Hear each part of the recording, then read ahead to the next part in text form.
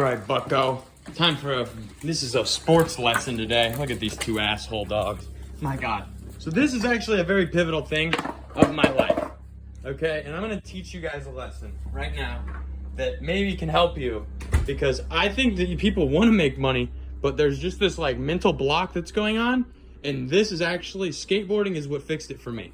So if anyone knows anything about skateboarding, and yes, I'm gonna put my hand on this fucking refrigerator, you assholes. Okay, a pop shove it is when this side of the fucking board ends up back here, and this, vice versa, right? So in order to do it, you have to pop the back of the board and spin that motherfucker and give it a nice flick, and it has to go how many degrees? Ideally, 180. Not 185, not 174. Ideally, right? We want 180. Okay? So let's just keep this in mind now. We can make an assumption. In order, if we are to land this trick, the board must spin within a plus or minus, let's call it 3% of 180 degrees. And now that has to happen. This is what people fail to execute, is that has to happen. Okay? Now you can think about what clothes you're gonna wear. You can think about the chick you're gonna land this trick in front of. You can think about drinking a 40 with the boys after you land it. That's fine, but it's not going to help you. The pure fact of the matter is that in order to land this trick, the pop shove it, this is what the trick we're talking about, the board must come in a 180 degrees. Now, if those conditions are not satisfied, you can go ahead and assume that you did not land the trick. Okay, part two.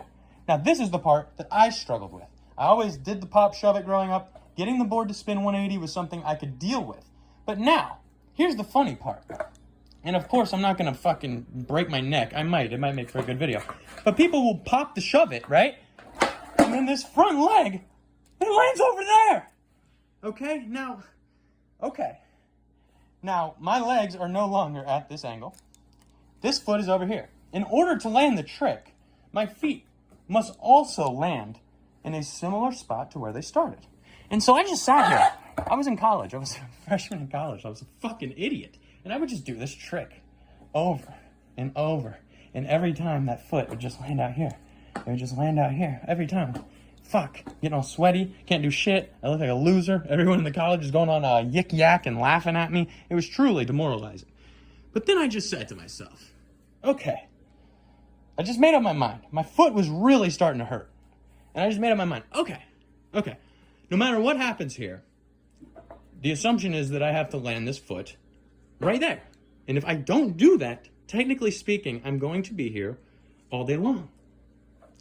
So it was a magical moment in my life that really stuck with me. I went on that motherfucking board and I popped this son of a bitch up. And like, if you ever seen the skateboarding videos where you pop the trick and the board comes up and lands up under your feet like it's a fucking magnet to your feet. And the fucking board, dude, it hit the ground and I rode away and my dick grew. I swear to God, it was the greatest moment of my fucking life. And so from that point on, I said, holy hell. And I think maybe even someone was watching this. It was the first time I ever done it. They were like, dude, that was sick. And I'm like, holy fuck, man. Because they didn't really know what I had going on in my mind. There was like this coming to fucking moment here.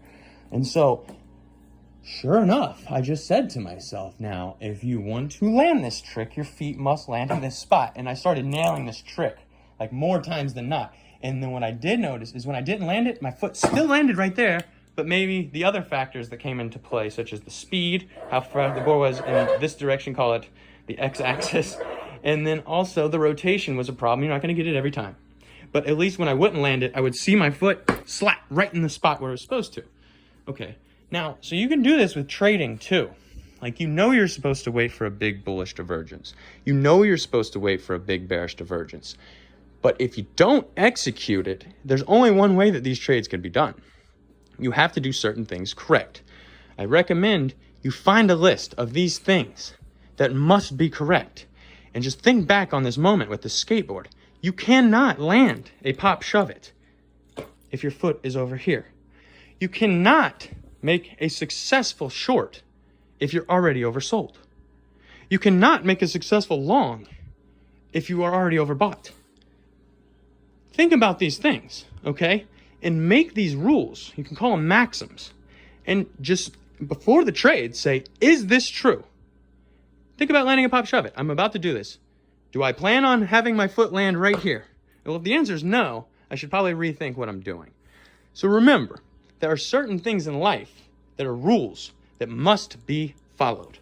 And if you can set these rules for yourself and focus down on them, I promise you, you're going to have better success over a long period of time.